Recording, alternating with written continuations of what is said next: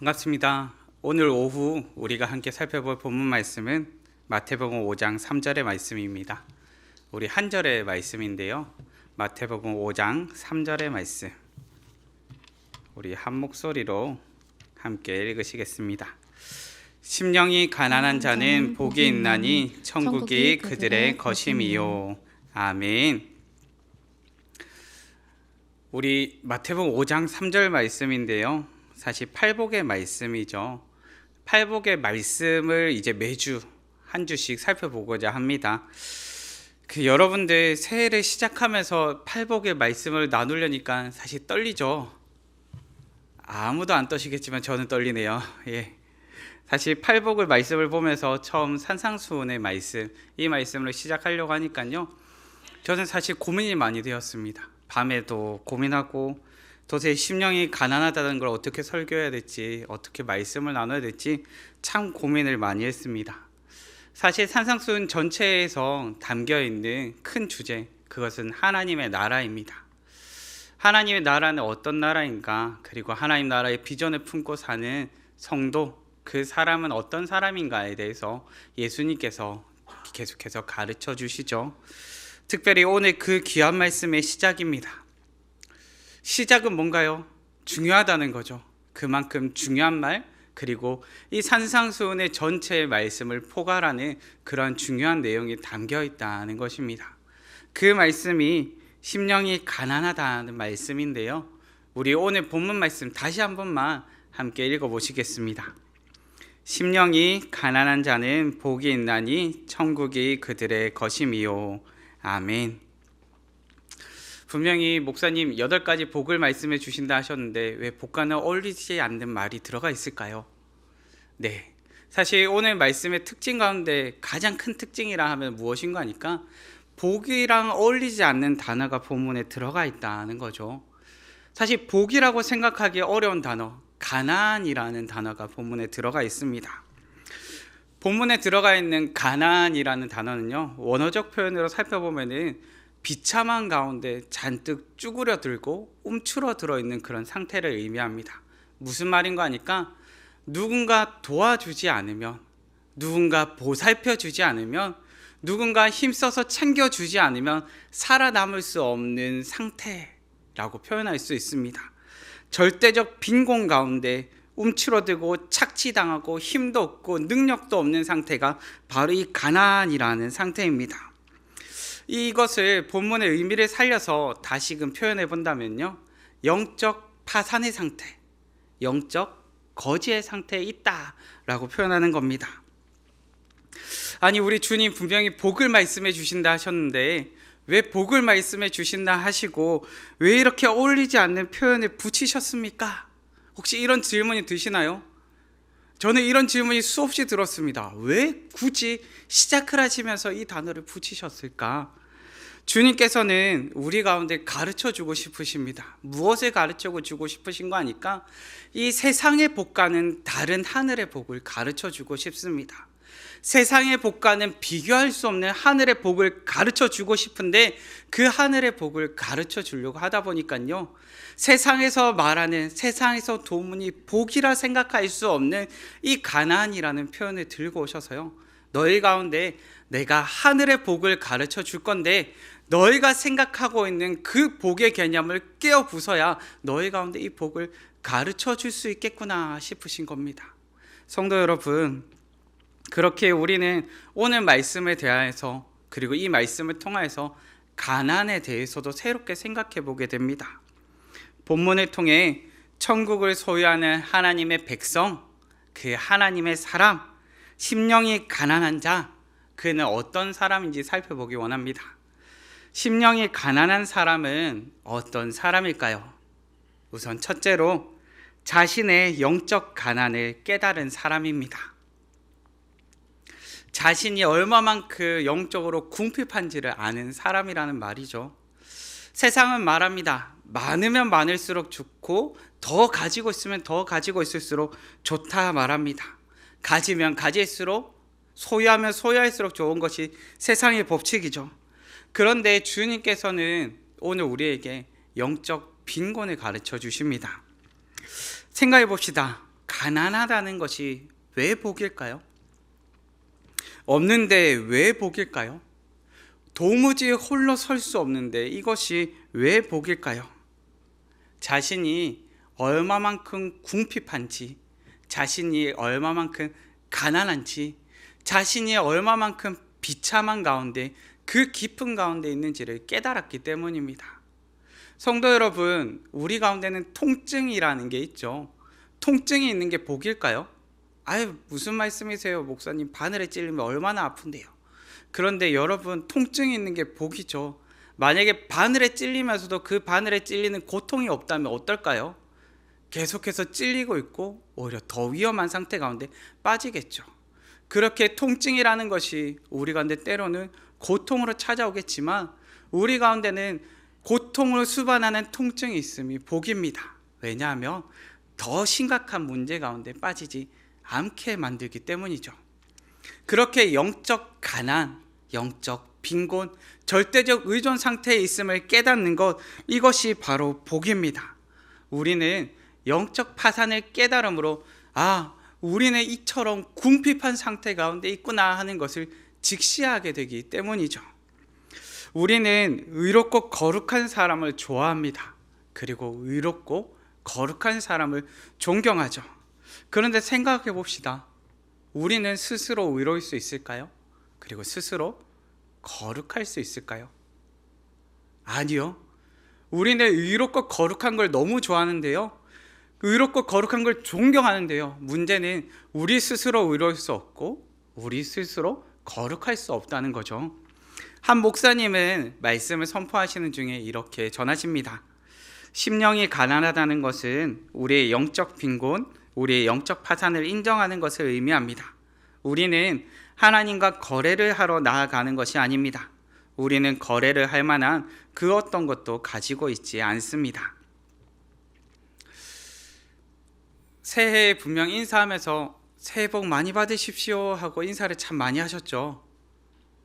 저도 새해 복 많이 받으십시오 하면서 인사를 참 많이 했거든요.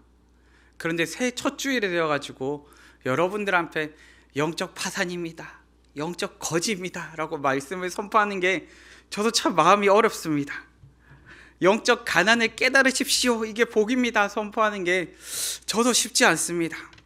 그럼에도 주님 주신 말씀이기에요, 오늘 선포합니다. 심령이 가난한 자, 영적으로 빈곤하며 자신의 궁핍함을 깨달은 사람은 복이 있습니다. 로마서 5장 8절 말씀에 이렇게 선포하시죠. 우리가 아직 죄인 되었을 때에 그리스도께서 우리를 위하여 죽으심으로 하나님께서 우리에 대한 자기의 사랑을 확증하셨느니라. 아멘. 하나님의 사랑을 확증하기 위해 전제된 것이 무엇인가요? 우리가 아직 죄인이었다는 것이죠. 곧 자신의 영적 가난을 깨달은 사람, 그 사람이 하나님의 사랑을 깨닫게 되죠. 자신이 얼마나 깊은 가운데, 목마른 가운데, 메마른 가운데 있었는지를 깨달은 사람이 그 놀라운 채우심을 기대하게 되는 것입니다. 은혜의 깊이를 깨닫는 그 순간 하나님의 사랑을 더욱더 깨닫게 되는 거죠. 새해 우리에게는 찾아오는 다짐의 시간도 있고요, 그런데 새해 우리에게 찾아오는 위협의 시간도 있습니다. 무슨 말인 거 아니까요? 새해에 가장 많이 찾아오는 위협은 무엇일까요? 올해도 작년만큼만이라 말하는 신앙의 습관입니다. 혹시 올해 신앙 습관에 대해서 계획을 하시면서 조금 거창한 계획을 하셨던 분 계실까요?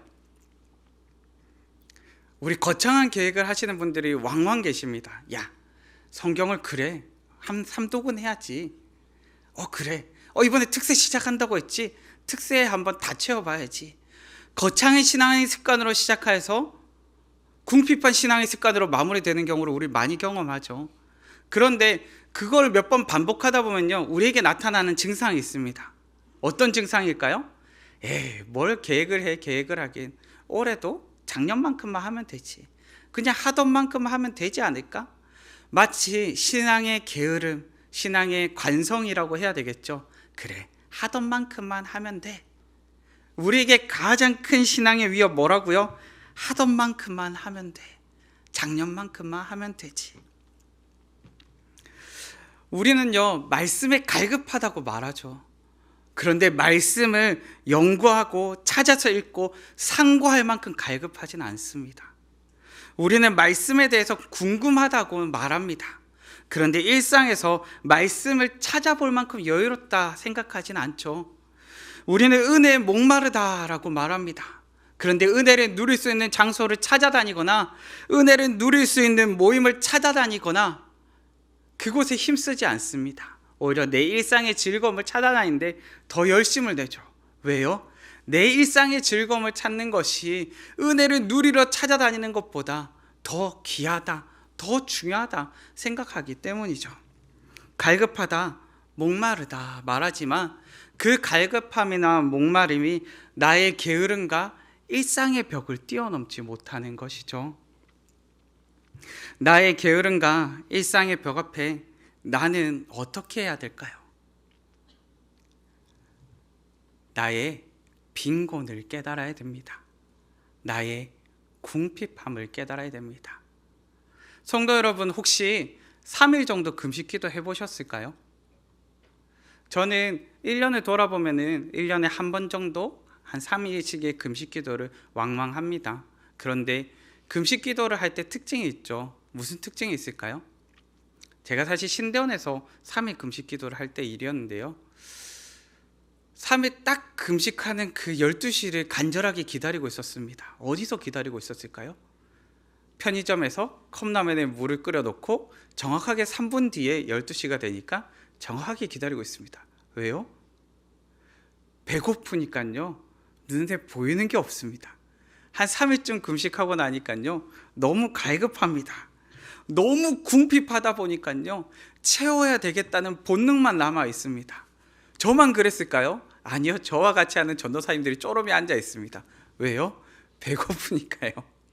그런데 여러분, 내가 궁핍하고 내가 배고프고 내가 너무나 갈급하다는 것을 깨닫는 순간, 그것을 깨닫기 때문에 우리 가운데 일어나는 건 뭘까요? 채워야 된다. 채워야 된다는 갈급함이 찾아오는 거죠. 성도 여러분, 우리 가운데 영적 빈곤이 나에게 있음을 깨달으시길 바랍니다. 나의 게으름도 뛰어넘고요, 일상의 벽도 뛰어넘어서요, 그것을 뛰어넘는 갈급함이, 그 궁핍함이 우리 가운데 있음을 깨닫기를 간절히 바랍니다. 그렇게 이어서 살펴보는 둘째는요, 전적으로 하나님을 의지하는 사람입니다. 무슨 말인가 하니까요, 심령이 가난하고 궁핍하고 절대적 빈곤 상태에 있다 보니까요, 의존할 대상이 필요합니다. 그분이 누구라고요? 하나님이라고요. 우리가 절대적인 갈급한 상태 가운데 있으니까요, 채움이 필요합니다. 그 채움을 주시는 분이 누구라고요? 하나님이라고요. 우리가 절대적으로 의지해야 될 분, 올 한 해를 보내면서 우리가 갈급하게 찾아야 될 분, 그분이 바로 하나님이라고요. 심령이 가난한 사람은 하나님을 의존하지 않고는 살 수 없는 사람입니다. 영적 가난으로 비워졌음을 깨달았기 때문에요, 그것을 채우려고 도전도 하고 시도도 해보았지만 나의 노력이나 나의 공로나 나의 습관으로는 채울 수 없음을 깨달았기 때문이죠. 그러다 보니까 이 궁핍함을 어떻게 채울 수 있을까, 이 갈급함을 어떻게 채울 수 있을까 찾다 보니까요, 그것 가운데 하나님으로밖에 채워질 수 없는 그 놀라운 사실을 깨달았기 때문이죠. 팀 켈러 목사님은 심령이 가난한 자를 표현하시면서 이렇게 표현하십니다. 그것은 나에 대해 덜 생각하는 것이다. 자신에 대해서는요, 덜 생각하고요, 하나님에 대해서는 더 생각하는 것. 전적으로 자신을 의지하던 우리가요, 점차 그 자리를 비워내어 하나님으로 채워가는 것, 그것이 하나님의 백성된 인생이요, 심령이 가난한 자라 표현합니다. 성도 여러분, 우리가 그러길 바랍니다. 올 한 해 계획을 잡으시면서 내가 원하는 것, 내가 기뻐할 것, 내가 즐거워할 것으로 새해 계획을 가득 채우지 마시고요, 그것 가운데 나로 가득 차고 내 생각만으로 가득 찼던 그 계획들을요, 조금씩 한번 덜어내봤으면 좋겠습니다. 조금씩 덜어내보고 누구로 채워봐야 될까요? 하나님을 더 생각하는 방향으로 한 번씩 채워보셨으면 좋겠습니다. 올 한 해 여러분의 계획들 가운데 심령이 가난한 자다운 오직 은혜를 사모하고 긍휼을 사모하는 계획들이 여러분 가운데 가득 채워지기를 바라봅니다. 세상의 것이 비어져 하늘의 것으로 채워지는 복이 여러분들에게 있기를 바랍니다. 만약 하나님께서 나를 부르셨는데요, 하나님께서 나를 찾고 계신데요, 우리가 하나님 앞에 하나님 저 이것만 하고 갈게요 한다면 어떨까요? 제가 생각하기에 이것만 하고 갈게요, 이 말은 보통 어떤 관계에서 많이 쓰이죠? 엄마와 아들 관계에서 많이 쓰이죠. 여러분들은 다들 착한 아들이셔서 그런 경험이 잘 없으신 것 같네요. 저는 어린 시절 엄마가 부르면 뭐부터 했을까요? 엄마 이것만 할게요. 엄마 아직 제가 뭔가 하는 게 있어요. 그런데 생각해 보십시오. 우리는요, 이것만 하고 갈게요, 이것만 하고 할게요 라고 말하면서 무엇 하나요? 이것만 하면서 까먹어 버리죠. 아 맞다, 했어야 됐는데. 진짜 신기한 게요, 우리의 기억력은요 분명히 금붕어를 뛰어나는 탁월한 재능을 가지고 있음에도 불구하고 이것만 하는 순간 그 다음에 할 것을 까먹는 놀라운 습관이 있죠. 특별히 누구의 말이에요? 엄마의 말이에요. 그런데 성도 여러분, 하나님과 우리의 관계에 있어서도 우리가 그럴 때가 있더라고요. 하나님 앞에서 하나님께서 기뻐하시는 것은요, 이것만 하고 갈게요가 아니죠. 사실 이것만 하고 간다는 것은요, 여유가 있다는 거죠. 살만하다는 거죠. 그냥 이거 하나님 없이도 하루하루 살만하다고 여기고, 내가 버틸만하다고, 내 힘으로 살만하다고, 아직 잠깐 이렇게 말하면서 괜찮다라고 생각해 버립니다. 이러한 사람은요 사실 갈급하지 않습니다. 그런데 성도 여러분, 생각해 봅시다. 심령이 가난하다는 사람은 어떤 사람일까요? 지금 당장 은혜가 아니면 죽는다는 절박함을 가진 사람입니다. 지금 당장 이것 아니면 나는 죽는다라는 절박함을 가진 사람입니다. 그렇게 우리 가운데 있어야 될 중요한 것은요, 하나님을 향한 절박한 갈망입니다. 하나님을 향한 간절한 목마름과 굶주림입니다. 가난한 자, 목마른 자, 궁핍한 자의 특징은 무엇일까요? 다른 사람의 눈치를 보지 않는다는 것이요, 나의 자존심이 앞서지 않는다는 것입니다. 무슨 말인가 하니까요, 배고픔이 이성을 뛰어넘을 때가 있죠. 그럴 때가 있으신가요? 네, 배고픔이 이성을 뛰어넘을 때가 있습니다. 그런데 하나님을 향한 갈망이 바로 그와 같다는 것이죠. 나의 이성을 뛰어넘었습니다. 나의 자존심을 뛰어넘었습니다. 타인의 시선을 뛰어넘었습니다. 그것을 뛰어넘고 하나님을 갈망하게 된 거죠. 이것이 진정한 복된 인생이기 때문입니다. 심령이 가난한 자에 대해서 계속 이야기하다 보니까요, 혹시나 이런 고민을 하시는 분이 있을까 말씀을 조금 더 더합니다. 혹시나 그러면 목사님 하나님만 바라보며 산다는 것은 그러면 하나님 바라보면서 가난하게 살아야 된다는 걸까요? 혹시 수도원 같은 데 들어가서, 아니면 매일같이 교회에만 나와 있어야 된다는 걸까요? 아니죠. 심령이 가난하다고 꼭 세상에서 가난한 자로 사는 것도 아니고요, 심령이 가난하다고 꼭 세상에서 부자로 사는 것도 아닙니다. 세상에서 부자로 살지라도 더욱 하나님을 의지하는 사람일 수 있고요, 세상에서 가난하면서도 더욱 하나님을 외면하는 사람이 될 수도 있습니다. 중요한 것은 우리의 진정한 갈망을 깨닫고 더욱 하나님을 의지해야 한다는 것이죠. 내가 세상적으로 부자냐 아니냐가 중요한 것이 아닙니다. 나에게 하나님을 향한 진정한 갈망이 있느냐, 그 갈급함이 있느냐가 중요합니다. 우리 인생에서 하나님 외에 다른 선택지는 없습니다. 우리 주님 외에 다른 구원의 길을 주신 적도 없으십니다. 하나님을 의지하지 않고는 살 수 없는 살 수 없는 인생임을 깨닫고 하나님을 향한 갈급함으로 달려나오시는 우리 성도님들 되시기를 바랍니다. 우리는 영적 가난을 깨달음이 복이요 전적으로 하나님을 의지하는 사람이 복임을 깨달았습니다. 그렇다면 마지막으로 심령이 가난한 자가 소유한 복은 무엇일까요? 마지막 셋째로 비워진 그곳에 하나님의 나라가 임합니다. 갈라진 틈 사이로 빗물이 고이는 것처럼 내 영혼의 갈라진 틈 사이로, 내 영혼의 비워진 틈 사이로 하나님의 나라가 임합니다. 심령이라는 단어를요, 다른 의미로 번역해보자면 마음이라고도 표현할 수 있습니다.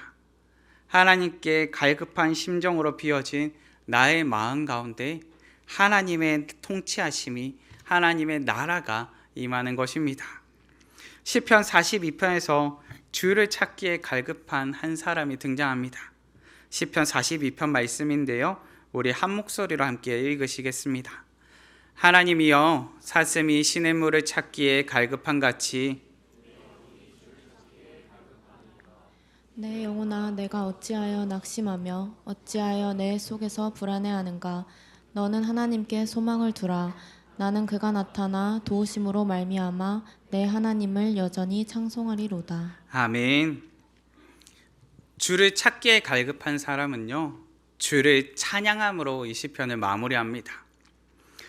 저자는 너무나 갈급했습니다. 밤낮 하나님을 찾는데요, 갈급하게 눈물로 찾아도 그 가운데 낙심과 불안이 찾아옵니다. 그런데 그 낙심과 불안 가운데서 이 시편의 저자는 무엇으로 마무리하나요? 여호와 하나님을 찬양하고 그 가운데 소망이 있음을 발견하게 됩니다. 낙심과 절망 가운데서 하나님의 통치하심이, 하나님의 나라가 그 갈라진 틈 사이로 새어 들어오고 있는 것이죠. 갈급한 심령 가운데 낙심과 절망이라는 틈 사이로 하나님의 나라가 임하고 있습니다. 갈라지고 비어진 그곳으로 하나님의 나라가 임합니다. 본문에서 이렇게 말하죠. 천국이 그들의 것임이요. 예수님께서는 팔복 말씀을 주십니다. 그런데 팔복을 시작하고 마무리하는 3절과 10절 말씀 가운데서 우리는 그 시제가 다른 4절이나 5절이나 그 이외에 있는 절들과는 시제가 조금 다름을 발견합니다. 무슨 말인가 하니까요, 3절과 10절에 천국이 그들의 것임이요 라고 말할 때는요, 현재 시제를 사용하고 있습니다. 다른 복들이 미래 시제를 갖고 있을 때 천국이 그들의 것임이라 말씀하시는 그곳에는요, 현재 시제를 사용하고 있습니다. 무슨 말일까요? 우리는요, 하나님의 나라가 장차 완성될 것을 소망하며 살아가지만요, 또한 이 땅 가운데서 하나님의 나라를 소유한 백성으로서 살아간다는 것을 가르쳐 주는 것이죠. 하나님께서 약속하신 구원의 기쁨, 그 기쁨을 오늘을 살면서 우리가 누리면서 살아간다는 것입니다. 예수님께서는 제자들과 따르는 무리들에게 이 말씀을 선포하셨습니다.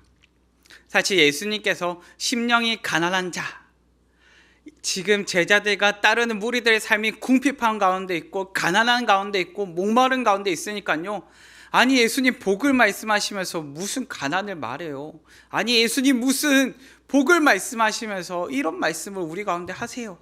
라고 생각했을 것입니다. 그런데 복받은 인생, 행복한 인생과 가장 상관없을 것 같은 이 가난이라는 단어로요, 오늘 우리에게 스스로는 채울 수 없지만 하나님으로서는 채울 수 있는 놀라운 복을 가르쳐 주십니다. 하나님의 나라가 우리의 비어진 곳으로 찾아 들어오기 때문입니다. 심령이 가난하고 깨어진 자에게, 상처 있고 상한 자에게, 목마르고 갈급한 자에게 하나님의 나라가 임합니다. 이전에 한 교회에서 사역할 때 일입니다. 주일이 되면 기쁘고 감사한 일이 있을 때 무엇을 나누나요? 떡을 나누죠. 실상 우리 교회도 축제날과 같은 날 무엇이 나오나요? 떡이 나오죠. 그런데 보통 떡이 한 덩어리씩 딱 이렇게 한 사람당 한 덩어리씩, 한 사람당 한 덩어리씩 이렇게 나오죠. 혹시 떡 반개 받아서 섭섭하셨던 분 계신가요? 예, 떡 반개 받아보신 적 잘 없으시죠? 제가 한 교회에서 사역을 하는데 그날따라 백설기에 하얀 떡이 놓여 있더라고요. 그런데 신기하게 떡을 반씩 잘라서 이렇게 나눠 주시더라고요. 그래서 신기하다. 오늘은 떡을 반씩 먹나 보다. 근데 반씩 받으니까 사이즈가 너무 좋더라고요. 나는 반이 딱인 것 같아 하면서 즐겁게 받아서 왔었습니다. 그런데 궁금하더라고요. 그날따라 왜 떡이 반 개가 나왔을까? 그런데 제가 그 떡이 반 개가 나온 그 흰 백설기 떡을 봤고요. 그 다음에 이 떡을 제공해 주셨던, 섬겨 주셨던 성도님의 댁에 가서 그 이유를 알게 되었습니다.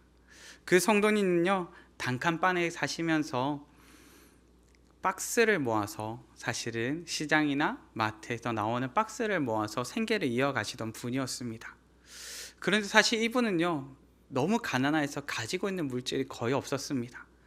그런데 그 주간을 보내는 동안 하나님께서 주신 은혜가 너무 감사하고, 또한 교회에서 받은 사랑이 너무 감사해서 그것을 나누고 싶은데, 그것을 나누고 싶어서 떡이라도 하나 사드리고 싶은데, 아무리 있는 모든 것을 털어보아도 한 사람당 떡을 하나 줄 것이 준비가 되지 않더라는 것입니다.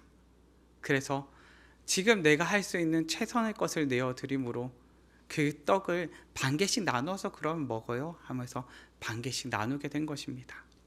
성도 여러분, 이분은요, 물질적으로는 완전히 깨어져 있었습니다. 그런데 제가 그분의 표정을 보면서 저는 생각했습니다. 하나님의 나라가 임한, 그리고 천국을 사는 사람의 표정이 저와 같지 않을까라고 생각했습니다. 왜냐하면 그분의 얼굴은 미소로 환했고요, 정말 빼빼 마른 그분의 표정 가운데는요, 천국이 임한 사람의 표정이 어떤지를 여실히 보여주었기 때문이죠. 성도 여러분, 내 가난한 심령 속에 하나님의 나라가 찾아옵니다. 그리고 나의 깨어지고 궁핍하고 찢어진 그 자리로 하나님께서 우리 가운데 찾아오십니다. 심령이 가난한 중에 천국을 누리면서, 하나님의 나라를 누리면서 오늘 사시는 우리 성도님들 되시기를 바랍니다. 말씀을 맺겠습니다. 우리는 새해 첫 주일을 보내며 하나님의 백성이 누리는 복에 대해서 이제 한 주 한 주 살펴보게 됩니다. 심령이 가난한 자로 하나님의 나라를 소유한 백성이요, 장차 왕성될 하나님의 나라를 소망하는 자녀임을 알게 되지요. 올해를 시작하시면서 세상에서 부자나 성공을 꿈꾸셨을까요? 그런 꿈 안 꾸셨나요? 저는 꿨거든요. 나는 올해 꼭 부자로 살아야지. 그런데 그 부자의 의미가요, 조금은 다른 방향으로 바뀌어감을 발견하게 됩니다. 저는 처음에 올해 한 해를 시작하면서 아내한테 솔직하게 이야기했습니다. 여보, 내가 단 한 번도 그런 생각을 해본 적이 없는데요, 나 올 한 해는 부자로 좀 살아야 될 것 같아요.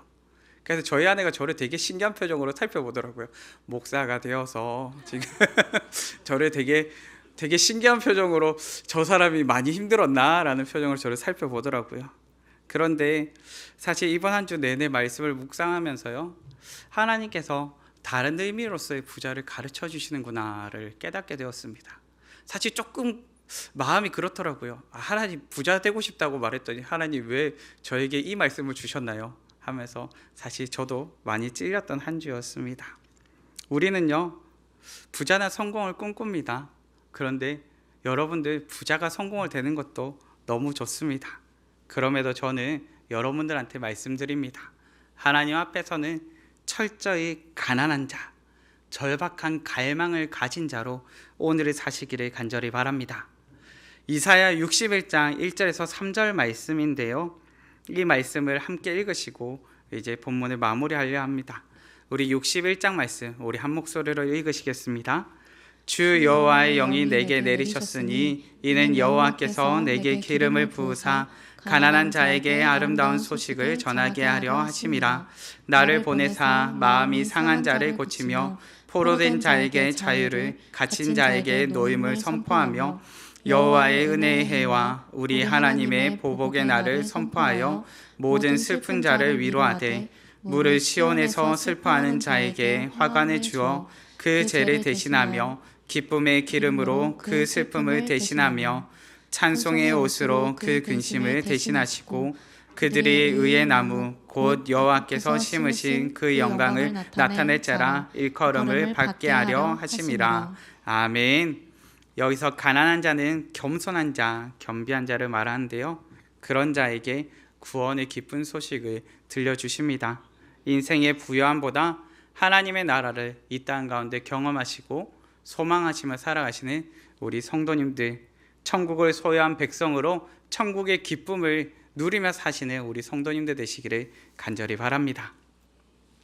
이 시간 말씀을 생각하시면서 함께 찬양하셨으면 합니다. 주가 보이신 생명의 길인데요. 우리 함께 찬양하시겠습니다.